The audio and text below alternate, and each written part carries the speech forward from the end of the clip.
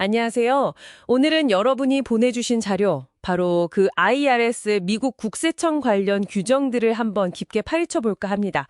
이게 양이 꽤 많더라고요. 세무 대리인 자격부터 감사 대응까지 좀 복잡하죠? 네, 맞습니다. 이게 알아두면 정말 유용한 정보들이죠. 그래서 이번 딥다이브에서는요, 이 방대한 정보 속에서 정말 중요한 핵심, 여러분이 꼭 아셔야 할 내용만 쏙쏙 뽑아드리려고 합니다. 그러니까 세무 전문가랑 어떻게 일해야 하는지, 또 혹시 IRS랑 문제가 생기면 어떤 절차가 있는지, 이걸 좀 명확하게요. 그렇죠.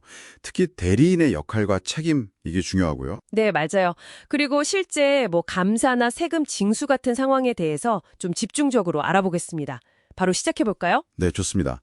이 자료들을 보면 단순히 세금 신고 대행을 넘어서는 IRS 앞에서 활동하는 전문가들이 지켜야 할 그런 엄격한 기준들이 나와 있거든요.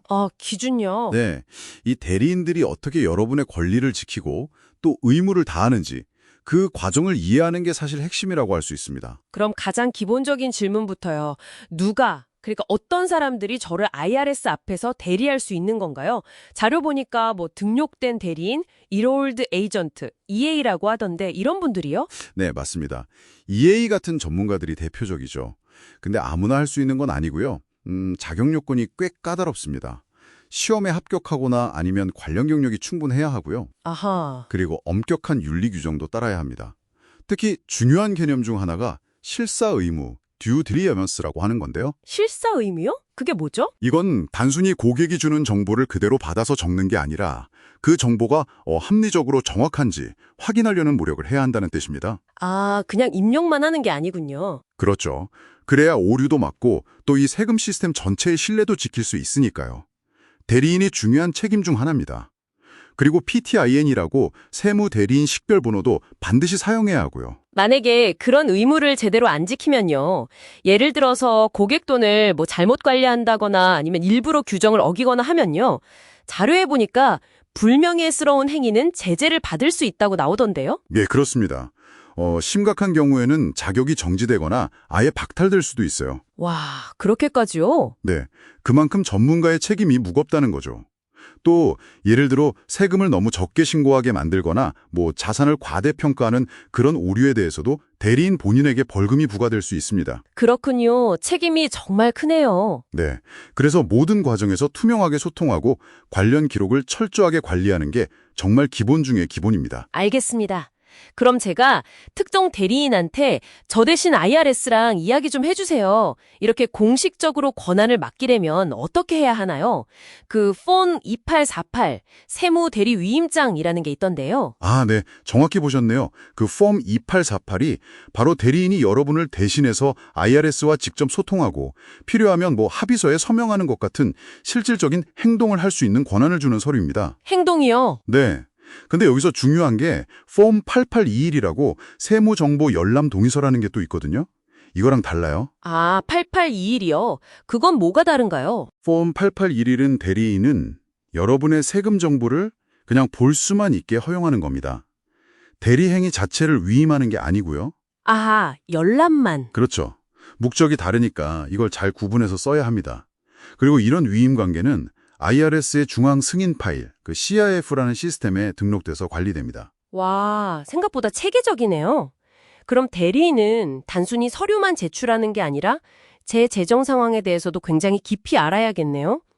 자료에 보니까 분할 납부나 세금 감면 제한 같은 용어들도 나오던데요. 네, 맞습니다. 대리인은 여러분의 현재 세금 납부 능력을 정확하게 파악하는 게 아주 중요해요. 예를 들어서 은행 거래 내역서나 소득 증명, 지출 내역 같은 재정 상태를 보여주는 여러 자료들 검토해야 하죠. 검토해서 뭘 판단하는 건가요? 그래서 이분이 지금 분할 납부, 인스톨먼트 어그리먼트가 가능할지 아니면 상황이 정말 어려워서 세금 감면 제한, 어퍼링 컴프로마이즈를 한번 시도해 볼 만한지 혹은 당장은 도저히 낼 형편이 안 되는 현재 징수 불능, currently not collectible 상태인지 이런 걸 판단해야 합니다. 아, 굉장히 구체적이네요. 네, 필요하다면 관련 법규, 국세법 IRC나 판례, 심지어 IRS 내부 업무 지침 IRM까지 찾아보면서 근거를 마련해야 할 수도 있고요. 정말 어려운 상황에 처했을 때 예를 들어서 IRS에서 막 재산을 압류하겠다 이런 통보를 받으면 어떻게 대처해야 하나요? 그 자료에 징수항소 절차, Collection Due Process, CDP라는 게 있던데요. 네, 그거 아주 중요한 절차입니다. IRS가 강제적으로 징수 조치를 하려고 할 때 예를 들면 급여나 은행 계좌를 압류, 레비하거나 재산을 압류 시저하겠다는 통보를 받으면 거기에 대해 공식적으로 이의를 제기할 수 있는 길이에요. 아, 이의 제기요. 네, 폼 1153이라는 서식으로 신청하는데요. 이때 대리인이 여러분을 대신해서 가장 유리한 해결책을 찾으려고 IRS와 협상을 하게 됩니다. 다른 납부 방법을 찾아본다든지 하는 거죠. 그리고 연방 세금 유치권, 리인 통지에 대응하는 것도 중요하고요. 그렇군요. 그럼 감사, 세무조사는요. 이건 진짜 생각만 해도 좀 떨리는데요. 이때 대리인은 어떤 역할을 하나요? 감사는 아시다시피 IRS가 신고 내용을 좀 더 자세히 들여다보는 과정이죠. 여기서 기본 원칙은 신고한 내용이 사실이라는 걸 입증할 책임은 1차적으로 납세자 본인에게 있다는 겁니다. 아, 제가 증명해야 하는군요. 네, 대리인이 이 과정에서 여러분의 권리가 침해되지 않도록 보호하고 IRS의 요구사항에 효과적으로 대응하면서 필요한 증빙 자료들을 잘 정리해서 제출하는 그런 역할을 하는 거죠.